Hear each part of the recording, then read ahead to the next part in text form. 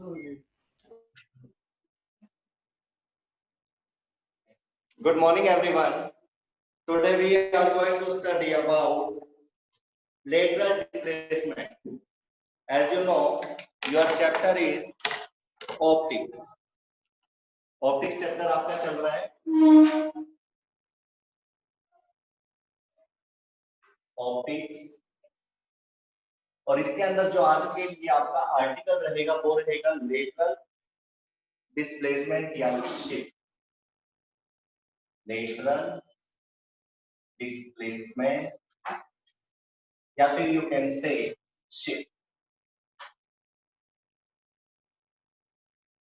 तो इसको लेकर आज आप स्टडी करेंगे। क्या होता है लेटरल? लेटरल होता है पैरेलल, जो ऐसे शिफ्ट कर देते हैं ना, जैसे आपको दो रोड है आपके पास, एक किनारे पर आप चल रहे हो तो उसके बिल्कुल पैरेलल में आप शिफ्ट कर जाओ, थोड़ा सा परपेंडिकुलर डिस्टेंस लेकर आप उसी लाइन में उसी डायरेक्शन में अगर आप चलते हो तो उसको बोलते हैं पैरेलल शिफ्ट करना, लेटरल शिफ्ट करना एक तरह से। ठीक है, लेटरल वर्ड आपके लिए थोड़ा सा नया है, ठीक है, लेकिन आप ये कह सकते हो सपोज आप यहाँ पर चल रहे थे इस तरह से ए से बी, आप इधर चलते चलते एकदम से आपने शिफ्ट कर दिया, यहाँ से 2 सेंटीमीटर दूर होकर आपने क्या कर दिया, यहाँ पर चलने लग गए C to D. This type of shift is called lateral shift, okay, और you can say lateral displacement. तो इसको लेकर स्टडी करेंगे आज। क्या यू नो रिफ्रैक्शन के अंदर जो लाइट है वो बेंड कर जाती है, क्या कर जाती है, बेंड। सपोज इस तरह से कोई आपने ग्लास मीडियम ले लिया, ये जो ग्लास मीडियम है इसमें से आपने एक रे इंसिडेंट करवाया, रे ए बी इंसिडेंट हो चुकी है, यहाँ पर जहां पर भी वो स्ट्राइक करेगी, जहां पर भी वो स्ट्राइक करेगी वहां पर आपने क्या ड्रॉ करना है, नॉर्मल। ये जो एंगल होगा इसको एंगल आई बोलेंगे आप, this is angle I, incident angle. After that जो ये रे ए बी है ये जैसे ग्लास में से पास होगी तो क्या होगी, ये टुवर्ड्स द नॉर्थ, इस तरह से ये towards the normal. This angle is, this ray is refracted, ठीक है, A B, after that BC कैसी रे है, रिफ्रैक्टेड। ये कौन सा मीडियम ले लिया आपने, एयर, ये ग्लास, इसका रिफ्रैक्टिव इंडेक्स म्यू, इसका म्यू1, इसका म्यू2, and mu you can calculate by the formula म्यू2 अपॉन म्यू1। ये बात आपको मैंने पहले ही बता दी। इसमें कहीं पे कोई डाउट हो तो आप पूछ सकते हो, क्योंकि इसके बाद आप इस डायग्राम के अंदर ही एक और चीज ड्रॉ करने जा रहे हो जिसको आप क्या बोलने वाले हो, लेटरल डिस्प्लेसमेंट। क्या बोलने वाले हो, लेटरल डिस्प्लेसमेंट। चलो करते हैं इसको आगे। ये जो ए बी रे है ये वैसे कैसे जा रही थी, अगर ये बिना रिफ्लेक्ट के चलती तो इस डायरेक्शन, यही जाने वाली थी, ठीक है, लेकिन वो जा कहां रही है, बीसी डायरेक्शन। किसमें, बीसी डायरेक्शन, ठीक है। इसके बाद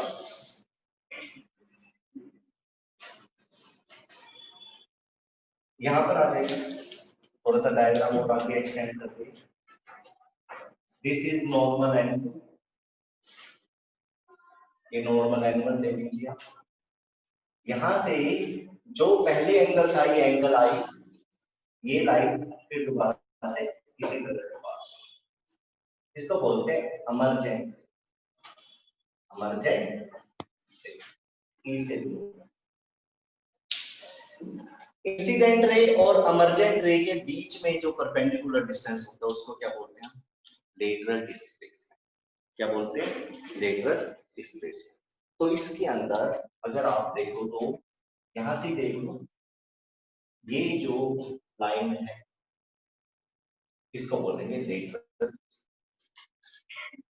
क्या बोलेंगे, आप सीधी ही लगाना है, मैंने तो जानबूझ के हाईलाइट करा इसको दिख लाइन में, ठीक है, कोई रेजिस्टेंस शो नहीं कर रहा हूं मैं, इसको मैं लेटरल डिस्प्लेसमेंट डी से, इससे लिख रहा हूं स्मॉल लेटर डी। तो नोट कर लीजिए इसको।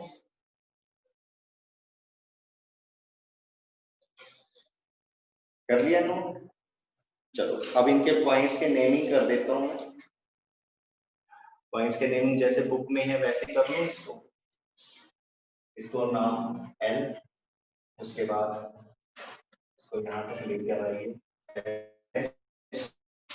क्योंकि जो बुक्स के नोट्स होंगे ना आपके, आप बिल्कुल उसी से स्टडी करना, बाद में नेमिंग अपनी कर लेना, ठीक है। एल एल डैश, यहाँ पर होगा एम, आफ्टर दैट इस पॉइंट को बोलेंगे एन डैश, एन डैश, ठीक है। उसके बाद इसको R1 बोला गया, इसको I2, इसको I1 और इसको R2, ये एंगल दिए गए आप। उसके बाद इस एंगल को लिया गया है थीटा, जो ये आपकी रे है, ठीक, okay.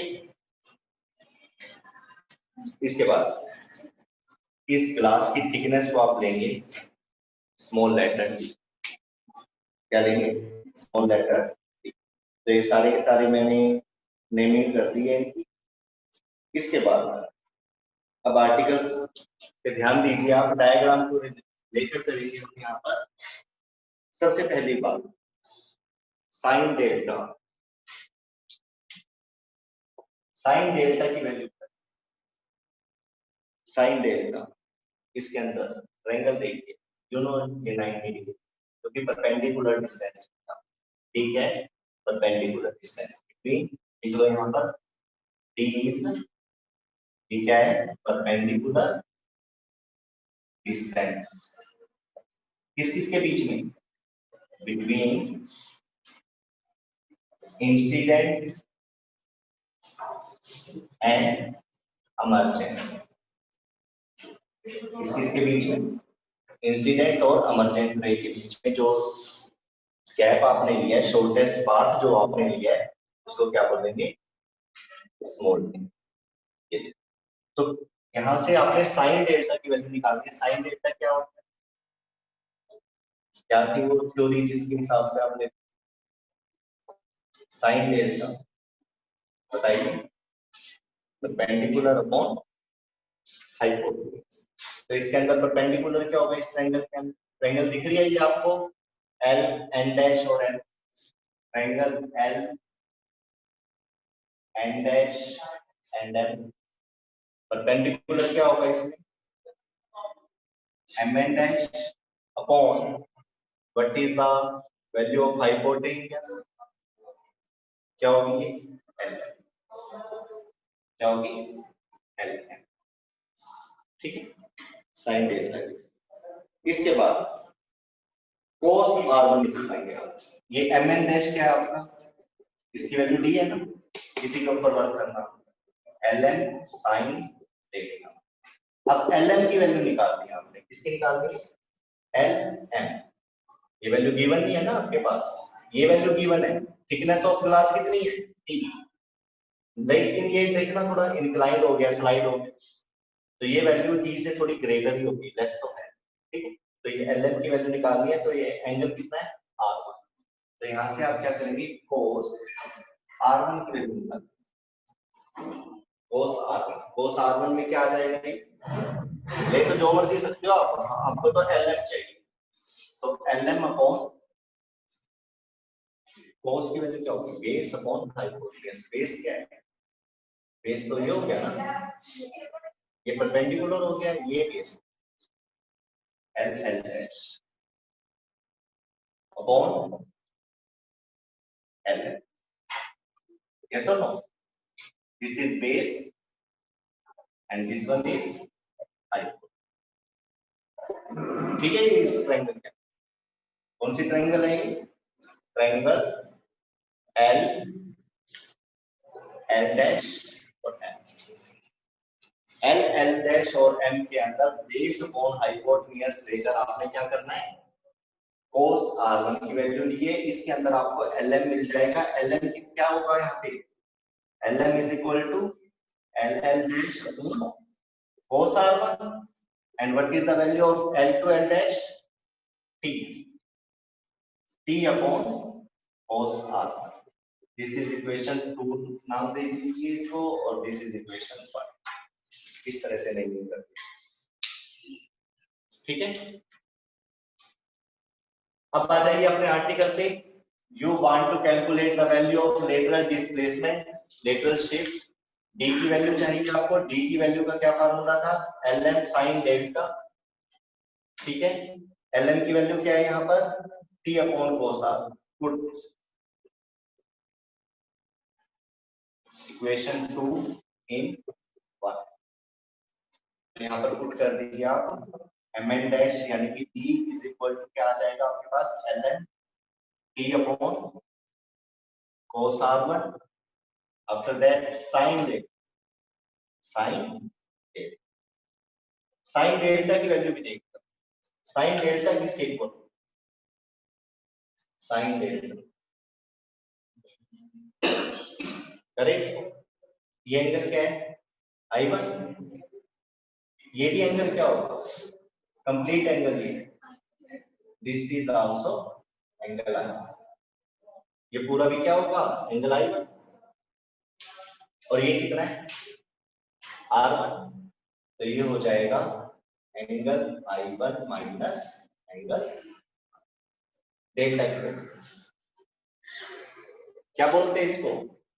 Vertical opposite, vertical opposite angle. This is I1, ये भी सारा I1। I1 में से ये R1 चला गया, बचा कौन?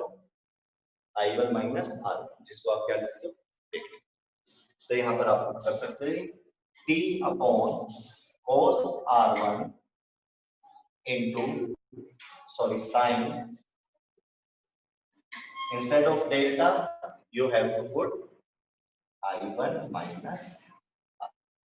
This is your required equation, or you can say value of lateral displacement or shift। ये वाला फार्मूला आपको ध्यान रखना है, नोट कर लीजिए इसको।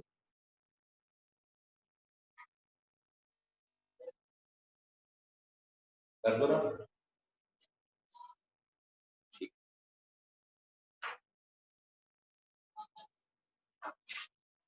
इसके बाद नेक्स्ट आप पढ़ेंगे डेप्थ की। किसके लिए? डेप्थ के लिए। बेस तो देखो 10th क्लास 8th क्लास ही है, इन सबका सभी चीजें आपके पास आ चुके हैं, बस आपको डीपली थोड़ा सा इनको पढ़ना होता है। अब बात आ जाती है कि पानी में कोई भी चीज रखते होते हैं तो वो आपको थोड़ा सा ऊपर उठती हुई दिखाई देती है।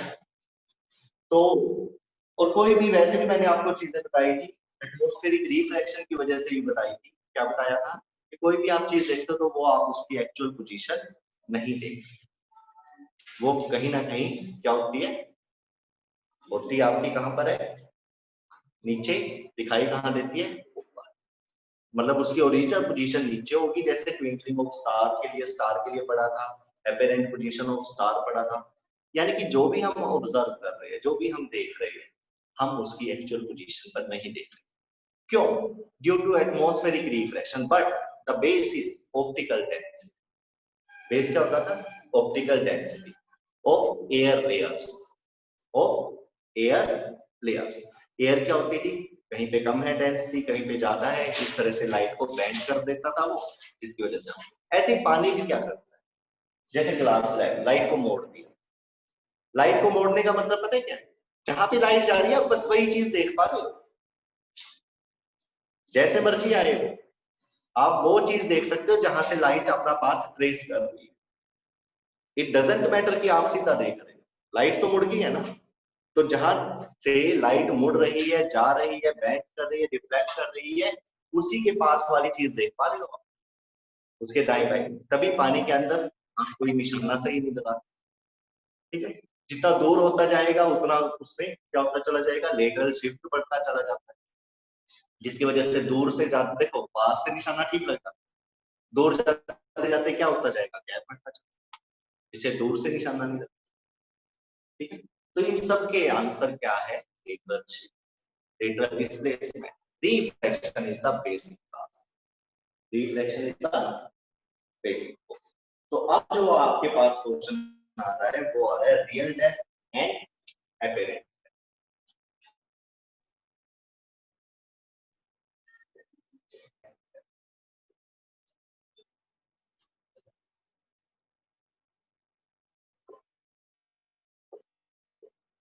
इसके अंदर भी सबसे पहले आपको कोई ना कोई डायग्राम डिजाइन करना पड़ेगा समझने के लिए।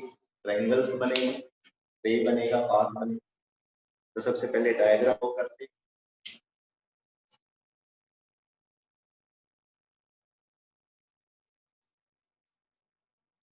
कंटेनर ले लें या वैसे जो ऐसे ले।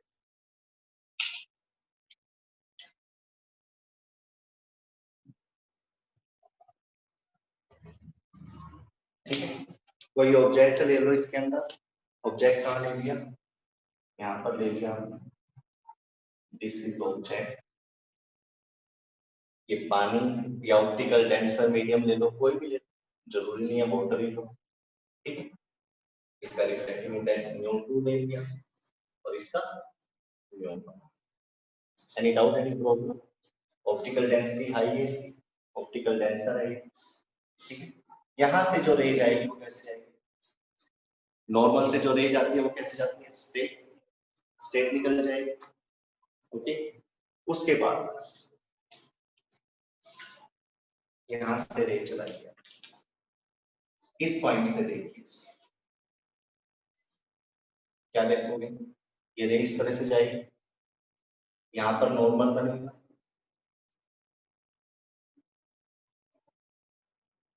और ये लाइन क्या हो जाएगी, बैंड।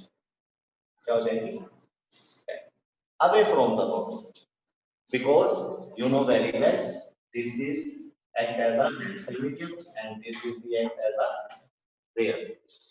आपको पता है ये डेंसर होगा, ये रेयर होगा, लॉ ऑफ रिफ्रैक्शन की वजह से ये क्या हो जाएगी, अवे फ्रॉम द नॉर्मल हो जाएगी। ठीक है, अब इनकी नेमिंग कर देते हैं, एंगल लेते हैं इसका। सबसे पहले आई और आर, इस एंगल को नाम क्या दोगे, एंगल आई, और ये एंगल क्या होगा, एंगल आर। जहां से भी इंसिडेंट होगी उसको आई बोल। इट डजंट मैटर कि वो रेयर से था या डेंसर से। कई बच्चे से बड़े कंफ्यूज हो कि एयर वाले को आई लेते हैं और वाटर वाले को आर, लेकिन हमने जहां से हम चले हैं ना वो इंसिडेंट रे। ठीक है, आई और आर ले लिया हमने। इसके बाद जो ये लाइट आपकी इस तरह से डिफ्लेक्ट हुई है, अगर आप इसी को थोड़ा सा पीछे लेकर आओगे ऐसे, मतलब जो रिफ्लेक्टेड रे है, इन एक्चुअल ऑब्जेक्ट कहां पर है, इस पॉइंट। इस पॉइंट को नाम क्या दे रखा है, क्या नाम दिया है, लेकिन ये लाइट जिस तरह से रिफ्रैक्ट होकर बाहर निकली है, मैं अगर यहीं से देखता हूं तो ये मेरे को ऑब्जेक्ट कहां दिखाई देगा, इसी की लाइन में यहां पर दिखाई देगा। लेकिन इसको क्या बोलेंगे आप, इमेज। ये एक्चुअल है, this is actual, but this will be effect. ये कैसा होगा, एफेक्ट। डायग्राम आ रहा है समझ में, डायग्राम में कोई कंफ्यूजन तो नहीं है, और आई मिल चुकी है आपको। इसके बाद अगर ये एंगल आई है तो ये एंगल क्या होगा, इसको दिस एंगल इज आल्सो, देखो ये 90 डिग्री के साथ बना, नॉर्मल के साथ ये भी नॉर्मल है, यहाँ पर भी वही बनेगा, वर्टिकल अपोजिट होगा आ जाए। ये देखिए थोड़ा सा एक्सटेंड करना पड़ेगा।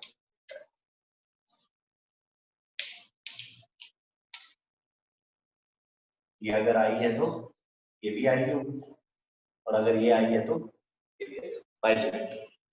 इसी तरह से अगर ये आर है, ये आर है तो ये वाला एंगल क्या होगा, ये वाली लाइन है, ये नॉर्मल, ये वाला। ठीक है, ये वाला एंगल क्या होगा, ये आर। ठीक है, उसके बाद point this is A dash, B C normal N। सभी पॉइंट्स में वही दे रहा हूं जो आपकी बुक्स में है। This is N, this is N dash. ठीक है, चलो अब एक चीज हो, एक्चुअल में जो ऑब्जेक्ट की डेप्थ थी वो कितनी, एक्चुअल में जो डेप्थ OA को आप कुछ भी कंसीडर कर सकते हो। इन्होंने दे रखा है x, इसको बोलेंगे आप रियल डेप्थ। क्या बोलेंगे? Real depth.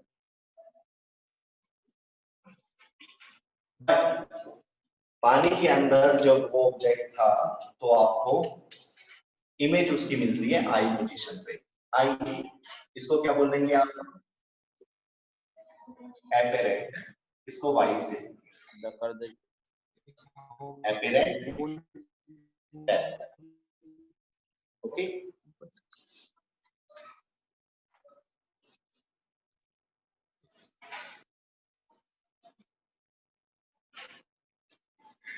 Apparent depth Y से लेंगे और रियल डेप्थ को आप लेंगे x। अगर ये डायग्राम आपको सारा कुछ समझ में आ चुका है तो आप इसका जो डेरिवेशन होगा, ठीक है, एक्सप्रेशन होगा, वो ज्यादा मुश्किल नहीं है। इसके अंदर सबसे पहले दो वैल्यू लीजिए आप, right angle triangle sine, right angle triangle में साइन आई और साइन आर। जल्दी से निकाल, साइन आई क्या हो? राइट एंगल ट्रायंगल साइन आई, राइट एंगल ट्रायंगल दिख रही है, AB upon OB।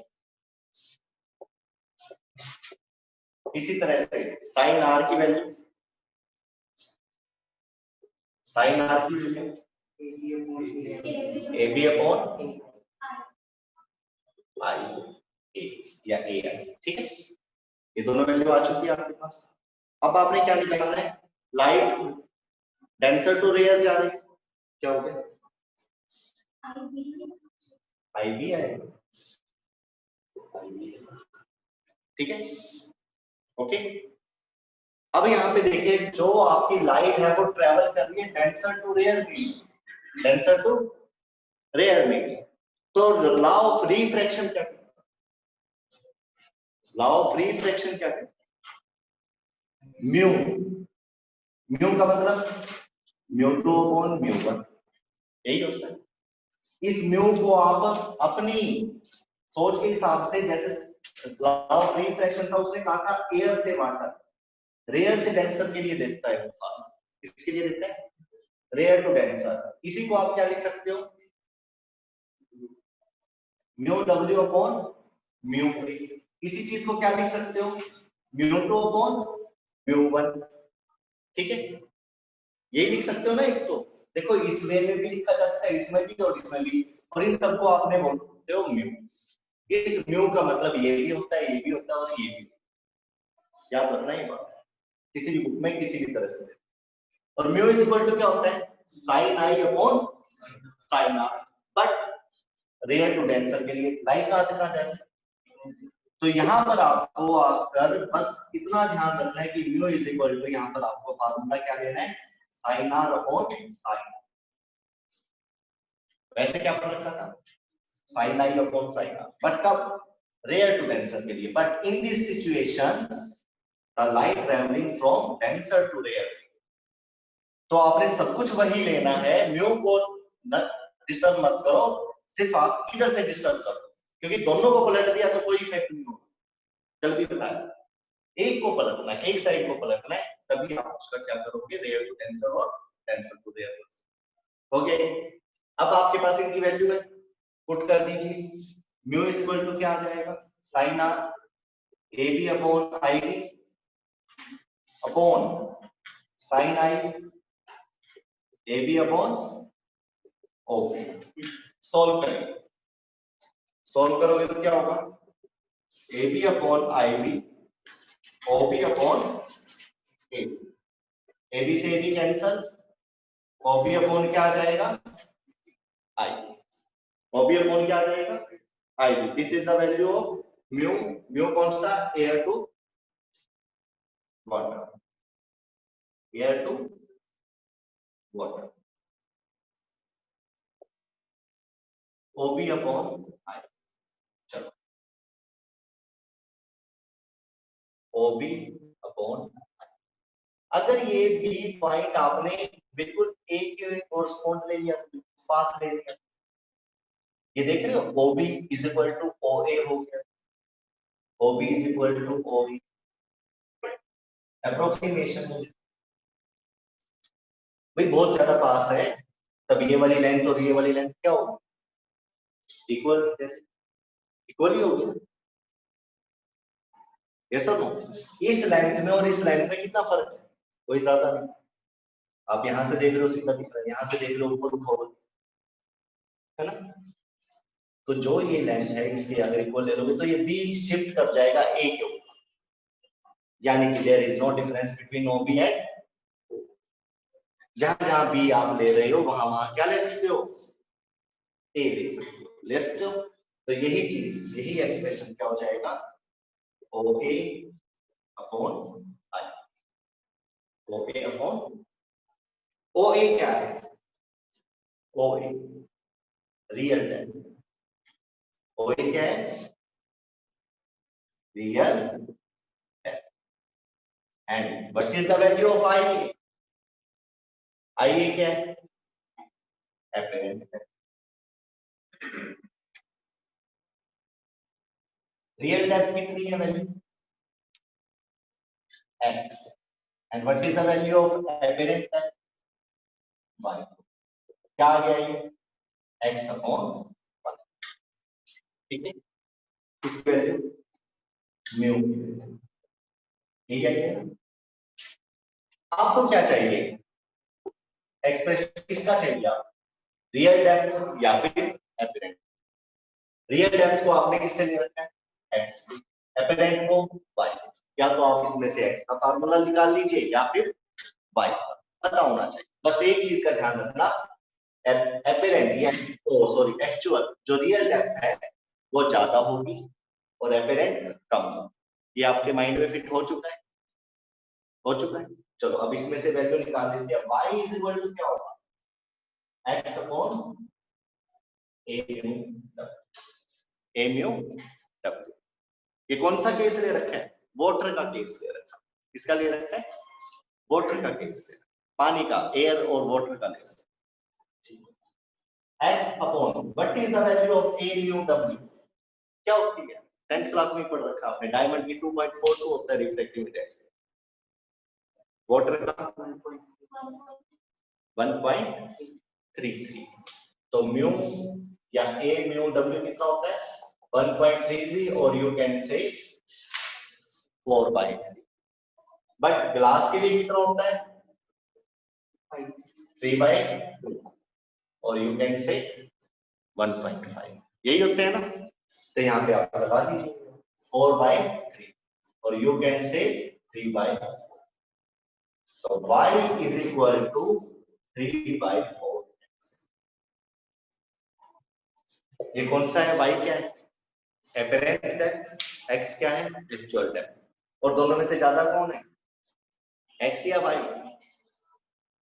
which one is more, x, x का अगर 3/4 यानी कि 75% आप ले लोगे, यही मतलब हुआ ना इसका, वहां पर y होगा, यानी कि अगर मैं यहाँ पे आपका थोड़ा सा क्वेश्चन बना दूं इस चीज को, कि अगर मेरे पास x की वैल्यू 10 सेंटीमीटर, मतलब मेरा ऑब्जेक्ट पानी में 10 सेंटीमीटर नीचे, तो आपको यहाँ से वो कितना कहां पर दिखेगा, उसकी डेप्थ कितनी, कितनी हाइट पर दिखेगा, बताइए, y की वैल्यू क्या आ जाएगी, करिए इसको solve,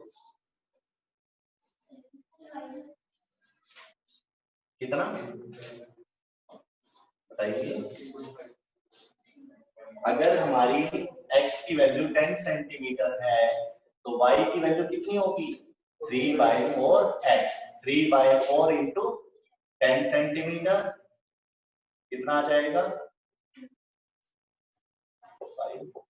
15/2 centimetre, that is 7.5 centimetre, तो इसकी जो डेप्थ होगी 7.5। एक और क्वेश्चन इसी के अंदर, इसी के अंदर एक और क्वेश्चन, वो कितना रेज करेगा अपनी एक्चुअल पोजीशन से, ये क्या 2.5। Very good. तो कई बार आ जाता है क्वेश्चन रेज पूछ लेता है, हम यहां तक निकाल के खुश हो जाते हैं। ये देख रहा है वो नीचे से पूछ रहा है ऊपर कितना जाएगा, या ऊपर से देखने पर कहां नजर आएगा। ये बड़ा मतलब लॉजिकल क्वेश्चन बन जाता है यहाँ पर। तो रेज कितना हुआ, वो 10 - 7.5 इज इक्वल टू क्या आ जाएगा, तो रेज कितना होगा, तो साथ के साथ न्यूमेरिकल भी होगा। आई होप ये आपको समझ में आ गया होगा।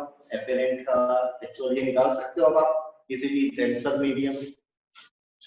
छोटे छोटे डेरिवेशन है, इग्नोर करके नहीं चल सकते, क्योंकि इस बार शायद इन्हीं के ऊपर आपके एग्जाम तैयार हो, क्योंकि 10th का भी इसके अंदर है और थोड़ा सा +2 का ऐड हो गया और आपको बारीकी से इसको समझाया। ठीक है, कर दो रहा।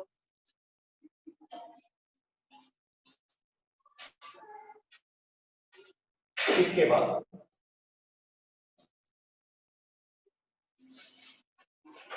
जब कोई लाइट रेयर से डेंसर मीडियम में जाती है, उसके बाद डेंसर टू मोर डेंसर चली जाए, और उसके बाद फिर वापस से रेयर में चली जाए। होता है ना, जैसे रह गई वाटर में, वाटर से ग्लास में, ग्लास से फिर बाहर